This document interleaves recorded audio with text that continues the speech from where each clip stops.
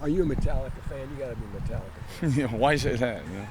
No, this is some good stuff. I like it. So I'm excited to see this atmosphere here this upcoming week. So I've heard a lot of great things, and I'm actually kind of tired of it now. We've been playing it all week, so it's on repeat in our building right now. So it's been fun. When you watch the film, obviously a lot of breakdowns in the secondary, things like that. What do you have to get better at, from week 1 to week 2 the most? Just communication and consistency. You know, the stuff that we do at practice on a daily basis needs to show up on game day. We got to coach them better, and we got to go out there and execute the calls as players. So that's the one thing. As cliche as it is, you should see the biggest improvements from week 1 to week 2, and there's no doubt for us this week. We got to, whatever we practice out here, and when we do it correctly, we got to do it on the field. The big takeaway was Dylan Bieneman. I mean, just your thoughts on his debut: 10 tackles, interception. Maybe the best player on your defense Saturday. Yeah, Dylan came out and played extremely well. So now that's the standard now. So now he's got to go out there and repeat that performance. So, but he's done that every day. Every day he comes out here, he does everything the right way. He comes out and practices the right way. He tackles the right way. He does his job the right way. He approaches meetings the right way. So it's no surprise to us as coaches after seeing that performance because of all the stuff he does off the field. What did you see out of Nick Scorton and Kydron Jenkins from the outside linebacker spot? You know, they did a lot of good things. They're able to get to the quarterback. They're explosive. They're great at the pass rushing. When we do drop them into coverage, we got to make sure they're doing a better job of seeing them breaking. But they are disruptive when they're going.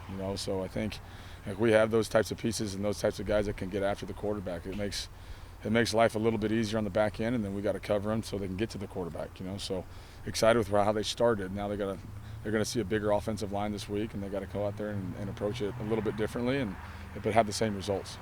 You're able to get to the quarterback quite a bit, but only 2 sacks. And I feel like you're going to want more than 2 sacks weekly out of the style of defense, right? Yeah, I think obviously when you get to the quarterback, you want to get him down, and our goal as a defense is to affect the quarterback.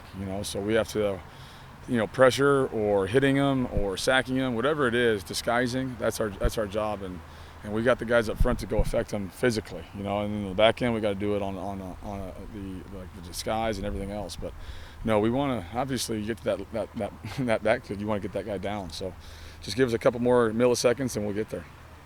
I think I only saw this once, but it looked like Corday, Nick, and KJ were all on the field at the same time. If that was the case, how often do you think you guys would do that? Is that just Yeah, we have certain packages that put more speed and pass rushers on the field. So I think depending on who the personnel is on the game and the time of the game that it is in, that's when you'll see those guys out there.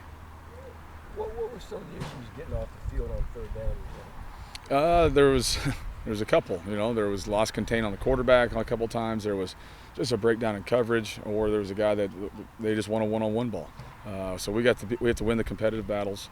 We have to keep the guy in the pocket, and we have to be able to just execute the call. I think that's the big thing, and I got to put them in better spots to have that success, and that's what we've been working on quite vigorously this week is how can we get these guys in better opportunities to make plays. What challenges does Virginia Tech pose? It seems like they tried to run the ball even if they weren't successful a lot last week, but stuck to their guns, and then they got a big athletic quarterbacks. They do.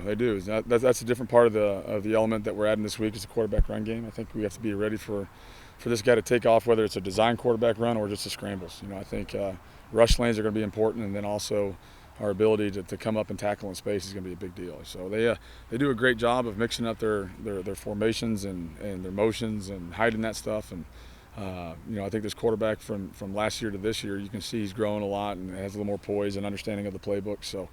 This is a good offense that we're going to go out and have to execute. They're going to force us to play all areas of the field and go against 11 on 11. So we have to be ready. What challenges do the wide receivers, Jalen Lane and Ali Jennings, pose for you guys? Some of them are taller. They got 2 taller guys, and number 83 is kind of that slot guy that we just saw with number 3 this past week. So I feel like we're prepared. We've gone against some height with our offenses with Elijah Cannon and Marshawn Lynch. So I feel like that battle, we'll be okay, So now it's just a matter of trusting our technique, trusting our help, and going out and executing.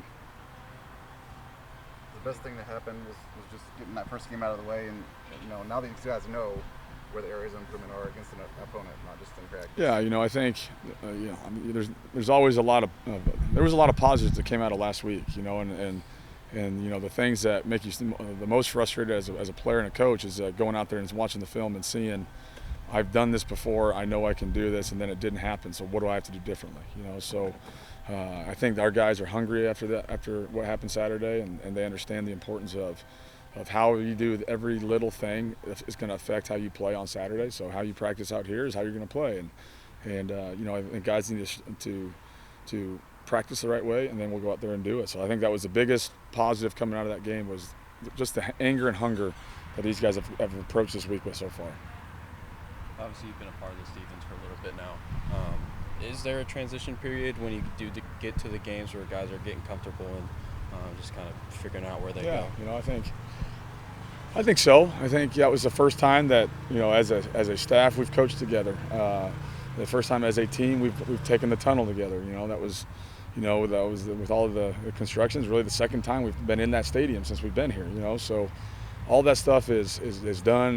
We've experienced it now. Now it's time. Let's just go out. It's another game. Let's play the game and just do your job, and we'll be all right.